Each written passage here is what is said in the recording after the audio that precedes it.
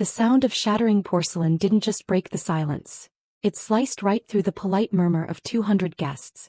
I froze, my hand still hovering over Elena's shoulder where I had been guiding her through the crowded ballroom.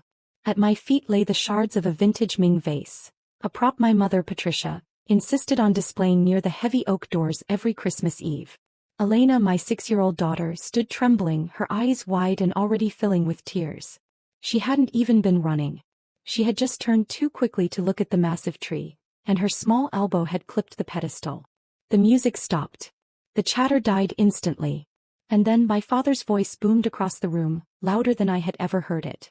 "You clumsy little idiot!"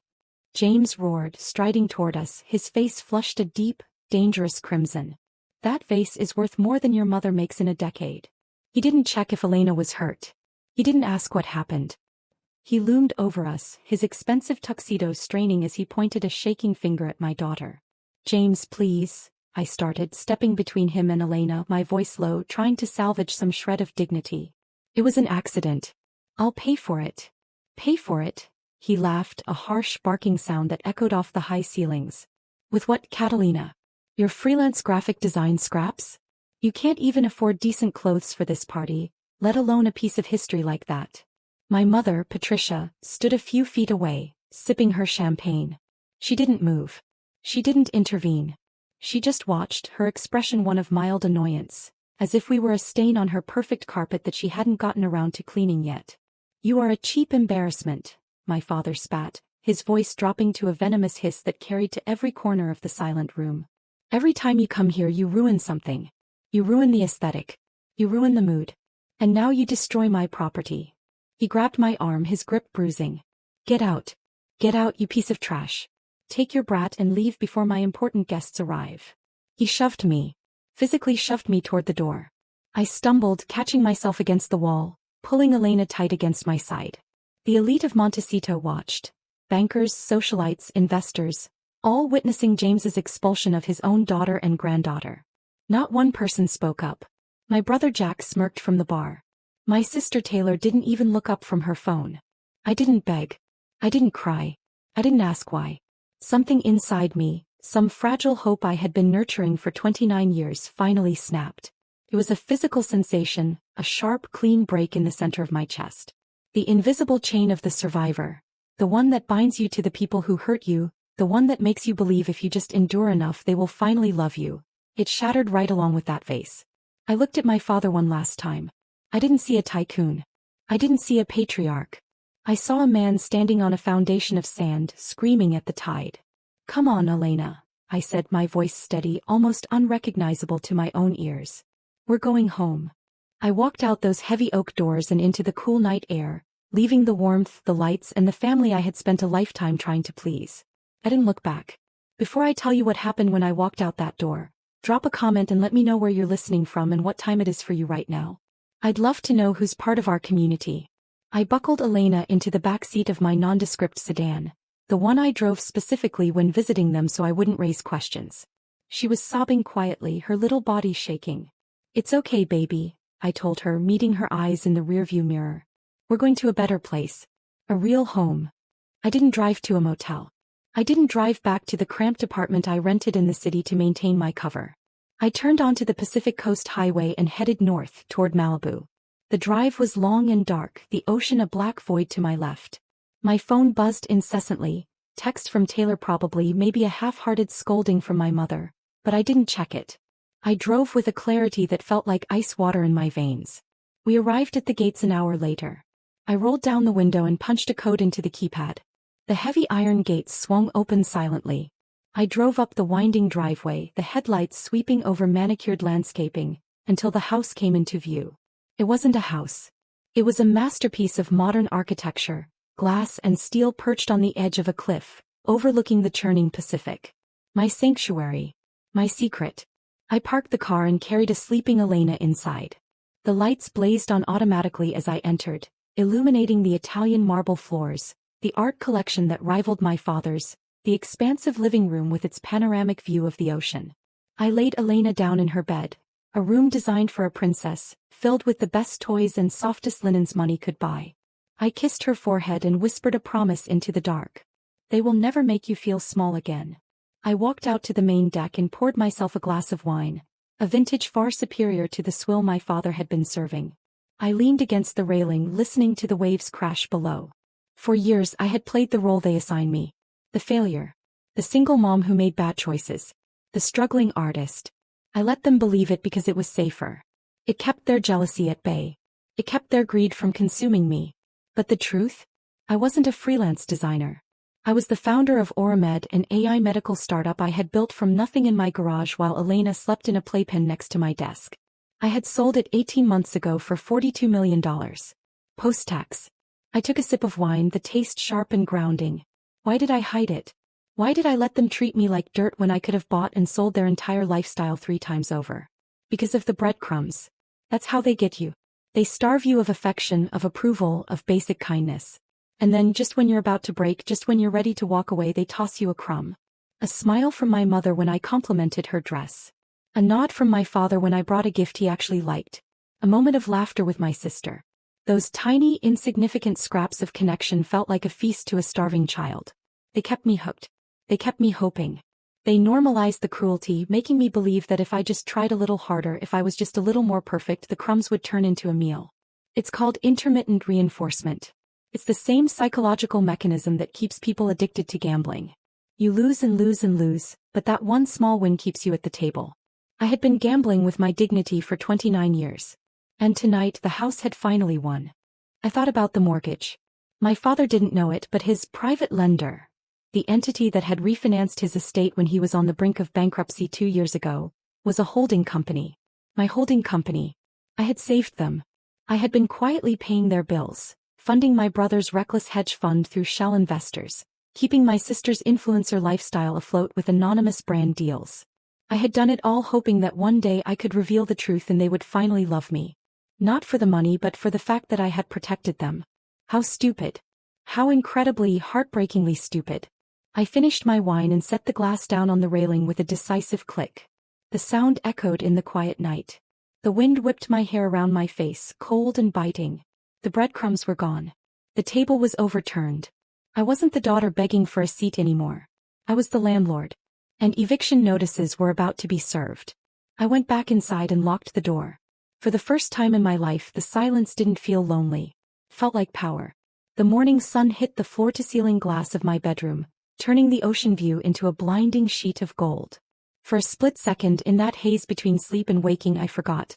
I reached for my phone on the nightstand, expecting the usual emails from my developers or a text from Elena's school. What I found instead was a digital assassination. My notifications were stacked deep. Hundreds of them. Instagram, Facebook, texts from distant cousins I hadn't spoken to in years. My stomach turned over, a cold stone dropping into acid. I opened Instagram first. There was Taylor. My sister, the influencer, the model, the girl who had spent her entire life curating a reality that didn't exist. She had posted a story 3 hours ago. It was a black screen with small white serif font, her signature serious aesthetic. Please pray for my family right now. Addiction and mental health battles are so real and they happen in even the best homes. We are heartbroken but we will never stop loving her. #sisters, #pray for Catalina. I stared at the screen, my pulse thrumming in my ears. Addiction? Mental health battles? I swiped to the next slide. A photo of my mother, Patricia, looking pensive and elegant in her garden, gazing sadly at a rosebush. The caption was a masterpiece of vague toxicity. A mother's love is unconditional even when it is rejected. We did everything we could to help her last night. Now we must let her find her own bottom. We ask for privacy as we deal with this family tragedy. They weren't just explaining away my absence. They were rewriting history. They knew exactly what they were doing. The elite of Montecito had witnessed James throwing me out. They saw the violence of it. To protect their reputation, to keep their standing as the perfect dynasty, they had to make me the villain.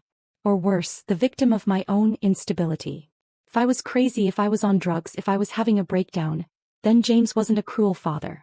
He was a concerned patriarch, doing what had to be done. My phone buzzed in my hand. A text from an old family friend, Mrs. Galloway. Catalina, honey, I saw Taylor's post. If you need a rehab center recommendation, my nephew went to a wonderful place in Arizona. I didn't throw the phone. I didn't scream. I felt a strange, icy calm wash over me, extinguishing the last ember of guilt I had been holding on to. This was a whisper campaign. It was a tactic James used in business all the time. If a competitor threatened him, he didn't attack their product. He attacked their character. He planted seeds of doubt until no one wanted to do business with them. Now he was using the playbook on his own daughter. They were trying to destroy my credibility so that if I ever tried to tell the truth, that I was the one supporting them, no one would believe me. She's delusional, they would say. She thinks she's a millionaire. It's part of her psychosis. I scrolled through the comments on Taylor's post. So brave of you to share, Tay. Sending love to your poor parents. I always knew there was something off about her. They were mourning me while I was still alive. They were burying my reputation to save their own social standing. I walked into the bathroom and splashed cold water on my face. I looked at myself in the mirror. I didn't look like a drug addict. I didn't look unstable. I looked like a woman who had just been handed the final piece of evidence she needed to press the button. I went to check on Elena. She was still asleep, safe in her fortress of high thread count sheets. I kissed her cheek, breathing in the scent of her shampoo, grounding myself. They wanted to paint me as a mess? Fine. Let them paint. I wasn't going to pick up a brush. I was going to buy the gallery and burn it down. I walked into my office, a space dominated by a massive teak desk and 3 monitors. This was where the freelance graphic designer vanished and the CEO of Aura Holdings emerged. I sat down and opened my laptop. The screen glowed to life, a familiar blue light that felt like armor. I didn't log into Instagram. I didn't write a defense post on Facebook. I logged into the secure portal of my private equity firm. The dashboard loaded. Rows of numbers, assets, and liabilities scrolled across the screen. It was a map of my family's entire existence, and they didn't even know I was the cartographer. I pulled up the file labeled Protocol, JPTJ, James, Patricia, Taylor, Jack. First, the house. I navigated to the real estate holding shell company I had established 3 years ago. When James had leveraged the Montecito estate to the hilt to cover bad investments, the bank was days away from foreclosing. I had stepped in through an intermediary, buying the distressed note for pennies on the dollar but keeping the terms active. Technically, James had been missing payments for 6 months. I had been letting it slide, marking them as deferred in the system to keep a roof over their heads. I changed the status from deferred to default. I typed out a memo to my legal team. Initiate immediate foreclosure proceedings. Notice to quit to be served within 24 hours. No grace period. That's it. My brother, the hedge fund genius. He thought he had secured a $2 million seed round from a silent angel investor in Singapore. He loved bragging about his Asian connections. He had no idea the Singapore entity was a subsidiary of Oramed. I pulled up the investment agreement. There was a key man clause and a performance review stipulation that allowed the investor to pull funding if the principal engaged in reputational risk. I attached screenshots of his support for Taylor's smear campaign. I highlighted the clause. Execute clawback provision. Freeze all operating accounts. Demand immediate repayment of principal. And finally, Taylor. She didn't have loans. She had brand partnerships. My marketing arm had been anonymously sponsoring her lifestyle blog for 2 years, funneling $5,000 a month into her account under the guise of consulting fees for brands I owned stakes in. That money paid for her apartment. It paid for the clothes she was wearing in the photo where she called me an addict. I opened the payroll system. I found her vendor profile. I didn't just cancel the contract. I flagged her vendor ID as fraud/high risk in the shared database used by major marketing agencies, a blacklist that would make it nearly impossible for her to get premium sponsorships again. It was surgical. It was quiet. There was no screaming, no shattered vases, no public scenes. Just the soft tapping of keys in a silent room overlooking the Pacific. I sat back in my chair. My heart rate hadn't even elevated. This wasn't revenge. Revenge is emotional. Revenge is messy. This was a correction. This was the market adjusting to new data.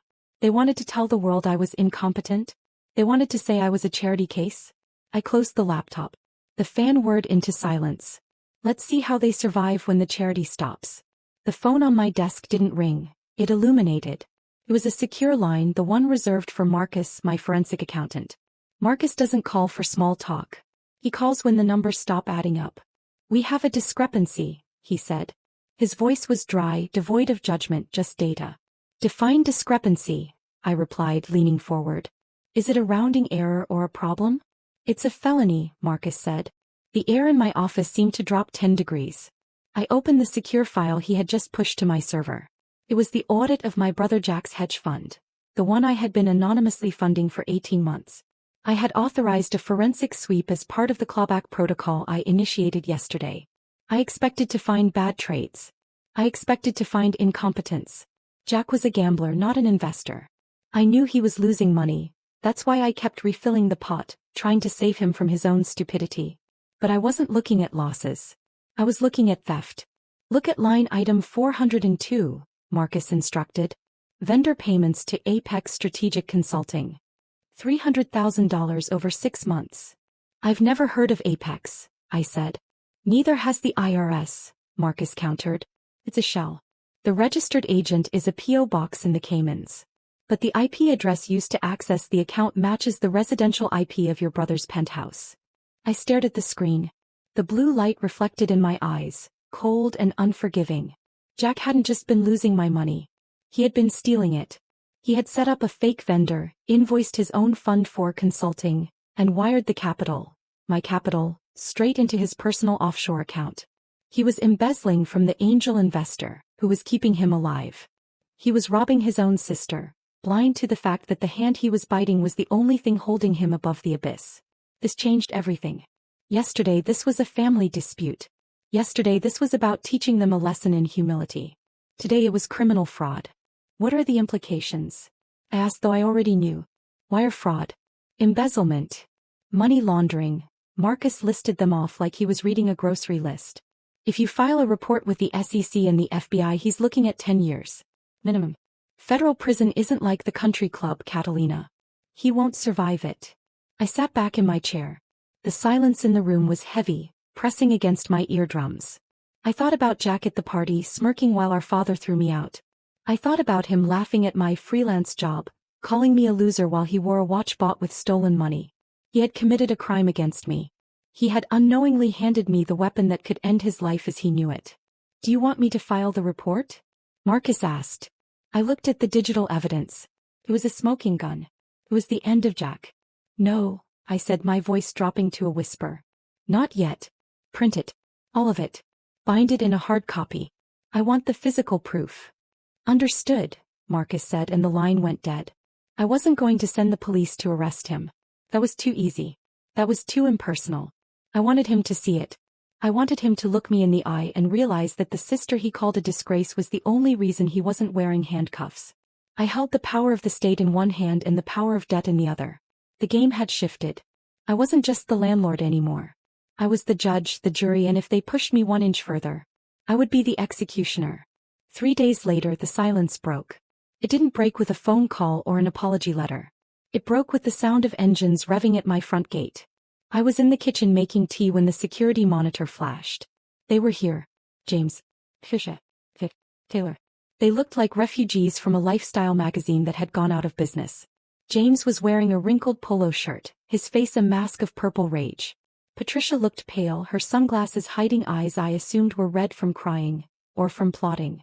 Jack was pacing, looking manic. Taylor was holding her phone up, probably trying to livestream their confrontation for sympathy. They were banging on the iron gate. I could hear James screaming over the intercom system. Open this gate. I know you're in there. You ungrateful little witch, open this gate right now. I didn't rush. I finished steeping my tea. I checked the security feed to ensure Elena was in the playroom with her noise-canceling headphones on, watching a movie. She didn't need to see this. This wasn't for her. This was the final transaction. I walked to the front door. I picked up the leather-bound folder Marcus had sent over. The ledger. I unlocked the front door and walked down the long stone path toward the gate. They saw me coming. They gripped the bars like prisoners. How dare you? James roared as I approached. How dare you squat in a house like this while your family is being destroyed? Who are you sleeping with to stay here? Is this some boyfriend's house? You need to tell him to call off his lawyers. It's not a boyfriend's house, I said, stopping 5 feet from the gate. I didn't open it. It's mine. Paid for in cash. 3 years ago. The silence that followed was absolute. Taylor lowered her phone. Patricia took a step back. You're lying, Jack spat, his voice cracking. You're a broke freelancer. You can't afford a mailbox in this zip code. I held up the folder. I opened it to the first page, the deed to the Montecito estate. I own the mortgage on your house, James, I said, my voice calm, carrying over the sound of the ocean. I bought the distressed note 2 years ago when you defaulted. I've been the one letting you sleep there for free. And I'm the one who just initiated foreclosure. James turned the color of ash. He gripped the gate for support. I turned the page. And Taylor. The brand partnerships that pay your rent? That's my marketing firm. I canceled the contracts. And I flagged you as a fraud risk. You won't get another sponsorship in this industry. Taylor let out a small choked sob. I turned the final page. I looked at Jack. The angel investor from Singapore? That's me. Jack froze. His eyes darted from me to the folder. And this, I said, tapping the spreadsheet of his wire transfers, is the record of the $300,000 you embezzled from me. I have the wire traces. I have the IP logs. I have the affidavit prepared for the FBI. Jack dropped to his knees. It wasn't metaphorical.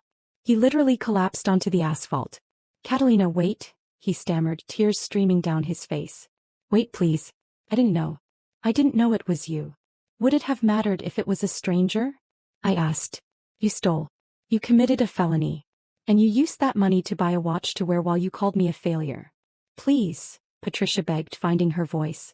She reached through the bars, her hand trembling. Catalina, we're your family. You can't destroy us. We're blood. I'm not destroying you, I said. I'm just stopping the subsidy. You wanted me to be a disgrace?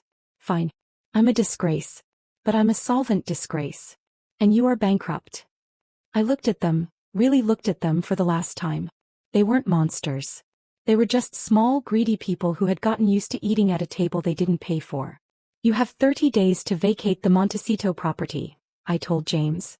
Jack, if you ever come near me or my daughter again, I file the report. That is the only mercy you will get from me.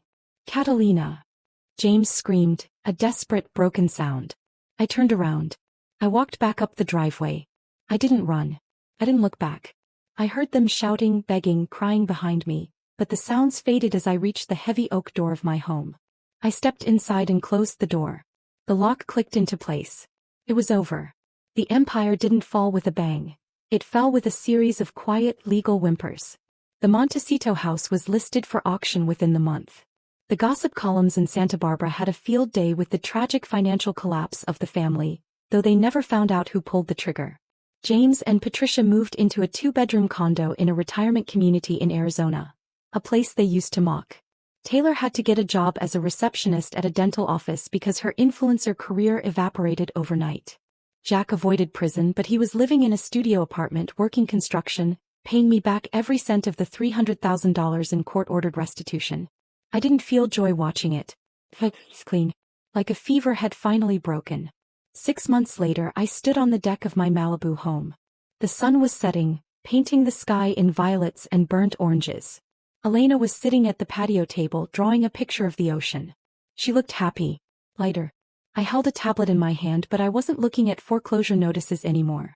I was looking at the launch page for the Sanctuary grant. It was a new venture capital fund I had established with the $42 million from the sale of Oramed. But it wasn't for tech bros or hedge funds. It was exclusively for single mothers. Women who had been underestimated, women who were trying to build businesses while raising children alone, women who needed a seat at the table. I wasn't just giving them money. I was giving them the network, the legal protection, and the mentorship I never had. This was the justice of the sower. Punishing my family was necessary for my survival, but it wasn't my legacy. If I had stopped at revenge, I would have just been the person who burned down a house. I wanted to be the person who built a village. I walked over to Elena and sat down next to her. What are you drawing? I asked. I'm drawing us, she said, pointing to 2 stick figures standing on a giant cliff. And I'm drawing a big wall so the bad people can't come in. I smiled and kissed the top of her head. The wall is good, baby. But you know what else we need? What? A door, I said, looking out at the horizon. So we can let the good people in. I had built my own table. I had carved it out of the wreckage of my past. And now, I was going to make sure that no other woman had to beg for a seat ever again. If you've ever had to build your own table because they wouldn't give you a seat, share this story. And tell me in the comments, what is the one thing you're building for yourself right now?